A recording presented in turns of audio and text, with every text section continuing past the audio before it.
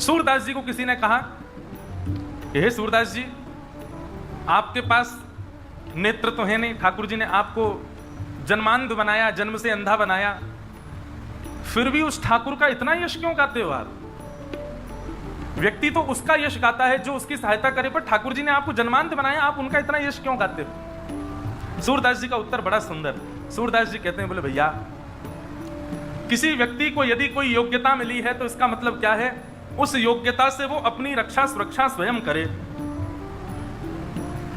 हमको ठाकुर जी ने पैर दिए हैं, पैर दिए हैं मतलब अपने आप चल करके पानी पियाओ। हाथ दिए हैं, अपने काम स्वयं कर लो।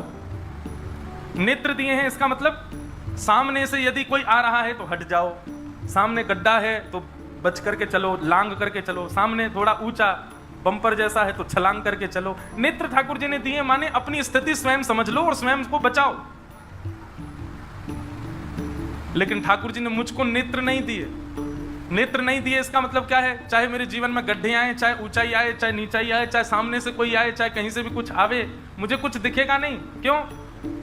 ठाकुर जी ने मेरा हाथ पकड़ करके कह रखा है, सूरदास तू तो मेरा भजन कर, तेरी देखवे को काम मैं करूंगा, तू बस मेरा हाथ पकड़ ले। जहां गड्ढो आएगा मैं तो बचाऊंगा, जहां सामने तो कोई आएगा भाई मैं किनारे करूंगा, तू तो केवल मेरा ध्यान कर, तो देखवे की जरूरत नहीं है। ठाकुर जी ने किसी को अपूर्ण करके भेजा, इसका मतलब उसकी जिम्मेवारियां कम करी हैं ठाकुर जी ने। तू कम बर्डन ले यार सिर पे, काहे को इतना सिर पे ले रहा है, थोड़ा अपूर्ण रहे। लेकिन हम उस अपूर्णता को अभिशाप मान करके दुखी हो जाते हैं। क्यों? इसलिए भैया, किसी भी रूप में, किसी भी भाव से यदि आप अपूर्ण हो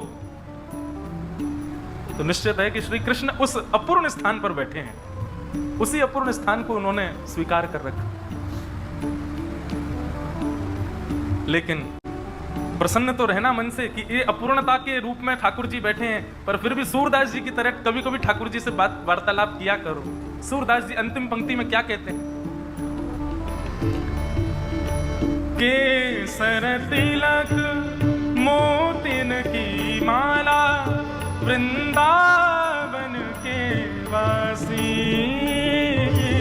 केसर तिलक मोतिन की माला, वृंदावन के वासी। सब लोग केसर तिलक मोतिन की माला, वृंदावन के वासी। केसर तिलक मोतिन की माला, वृंदावन के वासी। सूरदास प्रभु तुमरे दरस बिन, सूरदास प्रभु तुमरे दरस बिन, सूरदास प्रभु तुमरे दरस बिन, सूरदास प्रभु तुमरे दरस बिन। ले हो करवट काशी, अखियां हरि दर्शन की प्यास। ओ प्यासी हरि दर्शन की प्यासी, अखियां हरि दर्शन। देखो, काशी जो लोग गए हैं, बनारस जो लोग गए हैं, उन्होंने देखा होगा काशी विश्वनाथ मंदिर के पास में ही एक मंदिर है, करवट काशी कहते हैं उसे। एक भाव तो यह है करवट काशी बोलने का, एक भाव और है कि काशी में लेहो करवट काशी, इसका मतलब ये होता है कि मैं काशी में जाकर के प्राण त्याग दूंगा अपने। प्राचीन काल में ऐसा होता था कि जब वृद्धावस्था में प्राण बस निकलने का समय आता था तो बड़े बूढ़े लोग बनारस जाके रहते थे घाटों पर, क्योंकि मुक्ति द्वार है, वहां प्राण निकल जाए तो समझ ऐसा भाव है कि साक्षात मुक्ति मिलती है। सूरदास जी का मतलब भाव ऐसा है कि ठाकुर जी को मानो धमकी दे रहे हैं, ठाकुर जी को मानो ब्लैकमेल कर रहे हैं। सूरदास प्रभु तुम्हारे दरस बिन, यदि आपने मुझे दर्शन नहीं दिया, ले हो करवट काशी, मैं अपने प्राण त्याग दूंगा। सीधा सीधा नहीं बोल रहे हैं, घुमा करके बोल रहे हैं कि मैं अपने प्राणों का हरण कर लूंगा यदि आपने मुझे दर्शन नहीं दिया तो।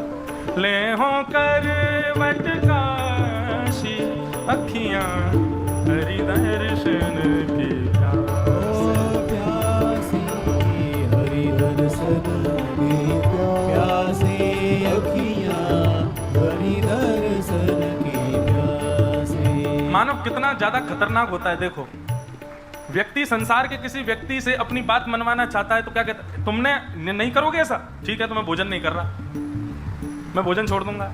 अच्छा तुम मेरी बात नहीं मानोगे तो मैं नए कपड़े नहीं पहनूंगा, आज से नए कपड़े पहनना बंद। अच्छा तुम ऐसा नहीं करोगे, लो मैं फोन ही नहीं चलाऊंगा। तुम ऐसा नहीं करोगे, लो मैं अपने अकाउंट डिलीट मार दूंगा।